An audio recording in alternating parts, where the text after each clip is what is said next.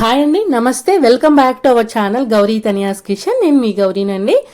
ఈరోజు వీడియోలో గోంగూర meal maker కర్రీని ఎలా చేసుకోవాలో చూపిస్తానండి. చాలా టేస్టీగా ఉంటుంది. చపాతీలో తీసుకున్నా మనము ప్లెయిన్ రైస్లో మనకి చాలా బాగుంటుందండి. వేడి వేడి అన్నంలో ఇది కలుపుకొని తింటే సూపర్గా ఉంటుంది అసలు.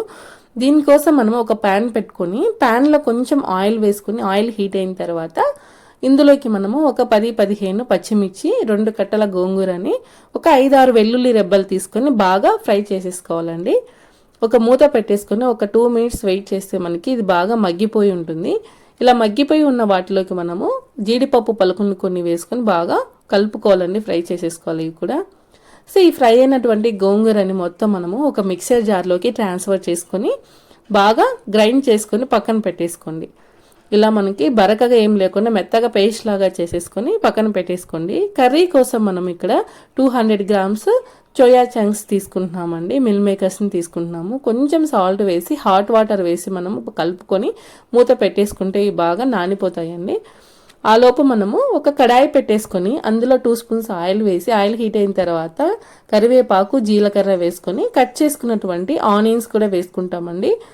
సో ఈ ఆనియన్స్ బాగా ఫ్రై అయిన గోల్డెన్ కలర్లోకి కొంచెం చేంజ్ అయిన తర్వాత ఇందులోకి మనము ఆల్రెడీ నూరుకున్నటువంటి అల్లం వెల్లుల్లి పేస్ట్ని 1 స్పూన్ వేసుకుంటామండి. అల్లం వెల్లుల్లి పేస్ట్ బాగా పచ్చివాసన పోయి మనకి స్మెల్ వచ్చే వరకు బాగా ఫ్రై చేసేసుకోవాలి. ఇలా అల్లం వెల్లుల్లి పేస్ట్ బాగా ఫ్రై అయిన తర్వాత ఇందులోకి ఒక 3 టమాటాలని, మీడియం సైజ్ టమాటాలని కట్ చేసుకొని ఇలా వేసుకుంటామండి. టమాటాలని చిన్న ముక్కలుగా కట్ చేసుకొని వేసుకుంటే తొందరగా ఫ్రై అయిపోతాయి.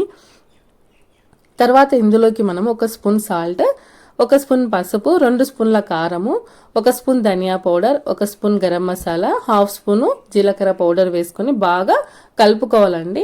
బాగా మసాలాలు మాడకుండా స్లోగా మీడియం ఫ్లేమ్ పెట్టేసుకొని బాగా వేసుకోవాలి. తర్వాత ఇందులోకి మనం నానిపోయి ఉన్నటువంటి ఈ మిల్ మేకర్స్ని బాగా వాటర్ని బాగా పిండేసి ఈ కర్రీలో వేసేసుకొని బాగా కలుపుకోవాలండి. మనం ఆల్రెడీ మసాలాలో వేసుకొని బాగా ఫ్రై చేసేసుకోవాలి. ఇలా ఫ్రై చేసుకున్న తర్వాత ఇందులోకి మనము ఆల్రెడీ గ్రైండ్ చేసి పెట్టుకున్నాం కదండి గోంగూర, పచ్చిమిర్చి పేస్ట్ ఉంటుంది కదా, ఆ పేస్ట్ని ఇందులో వేసుకుంటే సరిపోతుందండి. సో మనము ఇలా మగ్గిపోయిన తర్వాత ఈ గోంగూరను కూడా మనము ఇందులోనే వేసుకొని బాగా కలుపుకోవాలండి. సో మనం పేస్ట్ థిక్గా ఉంది కదా మనకి, ఈ బాగా అంటిన తర్వాత పేస్ట్ బాగా మనకి ముక్కలకు పట్టుకున్న తర్వాత ఇందులోకి మనము కొన్ని వాటర్ యాడ్ చేసుకోవాలండి. వాటర్ యాడ్ చేసేసుకొని బాగా కలుపుకుంటే ఎంతో టేస్టీగా ఉండే గోంగూర మిల్ మేకర్ కర్రీ అనేది రెడీ అయిపోతుందండి. ఇందులోకి మీకు కట్ చేసుకున్నట్టు కొత్తిమీర కూడా యాడ్ చేసేసుకొని గార్నిష్ చేసుకుంటే ఇంకా టేస్టీగా ఉంటుంది. లాస్ట్లో మనము టేస్ట్ సాల్ట్ అనేది చెక్ చేసుకొని మనము తీసుకుంటే ఎంతో టేస్టీగా ఉంటుందండి.